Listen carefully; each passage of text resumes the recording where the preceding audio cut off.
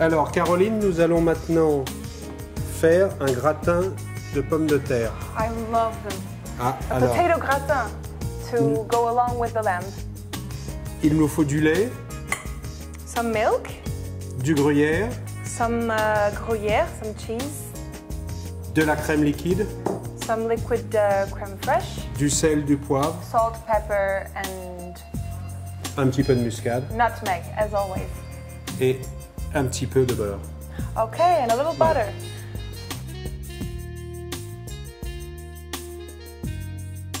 Nous allons chauffer le lait et les pommes de terre de façon à les pré-cuire. Okay, so actually we put the potatoes into the milk and now we're going to start heating them up to pre-cook them, let's say. Bien, nous allons passer une gousse d'ail écrasée dans notre plat, puis nous mettrons un peu de beurre. Cela nous permettra de cuire notre gratin dans le four sans faire attacher les bords du plat. Okay, so we're going Caroline? to... Right, yes. Oh, avec plaisir. We're going to rub the garlic clove on the inner surface of the dish where we're going to cook the gratin later on. And after having done this, we're going to butter the dish. Alors Caroline, si vous voulez, mettez-moi une couche de gruyère râpée sur les pommes de terre. Okay. Alors nous allons le mettre au four pour environ une petite vingtaine de minutes. Okay, so now we put it in the oven for approximately 20 minutes. Does it have to be a gas oven? C'est très bien si on peut le mettre au four électrique aussi, ça cuit comme une pâtisserie, Okay. c'est pas un problème. So because it's not meat, it can be either gas oven or electric oven. It doesn't really matter. The timing is perfect. The color of the meat is really Vous voyez? Voilà, Caroline, le gratin est prêt. Patrick, what a wonderful job. Maintenant, c'est prêt.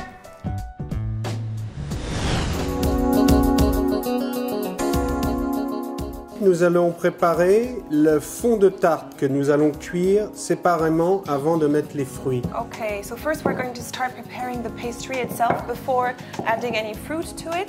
Que nous allons étaler très doucement pour ne Okay. pas écraser les couches successives. C'est ce qui est Okay. important dans le feuilletage. Okay, so we're going to start spreading it smoothly and lightly so that you don't crack down the different layers that are inside the puff pastry. Je vais maintenant couper l'excédent de pâte à environ 1 cm du bord à l'extérieur. Okay, so now we cut the excessive pastry at approximately 1 centimeter from the edges.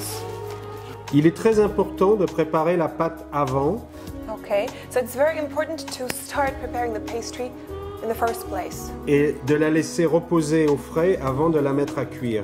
Okay, because then you have to put it back in the fridge so that it rests for a while before you actually cook it.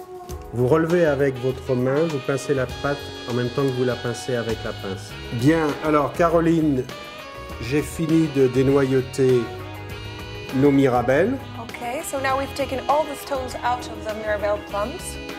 que je vais mettre à cuire dans un sirop composé de moitié d'eau et de moitié de sucre. Right, so now we're gonna plunge them in a syrup, boiling syrup, which is composed of water and half sugar. Voilà, nous les sortons du sirop bouillant pour pouvoir les égoutter et les mettre sur la tarte après. Right.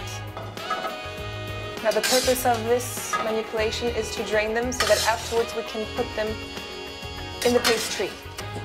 Nous allons les égoutter. Okay, we're going now to drain the Mirabelle plums through the skimmer to remove the water coming from the syrup. Très bien, la pâte est de nouveau redurcie. Right, it's true. Now it's harder than before because we put it in the fridge. Alors nous allons mélanger moitié poudre d'amande et moitié sucre en poudre pour pouvoir faire un nid et tapisser le fond de la tarte. So now we're mixing up 50% of castor sugar with 50% of almond powder. And we're going to spread this mixture on the bottom of the pastry. Nous allons placer les mirabelles côte à côte de façon à ne pas voir l'ouverture. Okay, so we're going to put the plums one next to each other so that we don't see the holes made from the stones that were taken out before. Caroline, nous allons maintenant enfourner la tarte pour 20 minutes à environ 200 degrés dans un four préchauffé. Okay, so now we're going to leave the tart to cook for around 20 minutes in the preheated oven at a temperature of about 200 degrees Celsius. Okay, so we're going to place it on a griddle. C'est pour éviter la condensation qui fait ramollir la pâte. Okay, so this is to avoid condensation that would soften the paste otherwise. Et qui enlève du croustillant. Otherwise it would be less crunchy, less crusty. Donc maintenant, à table.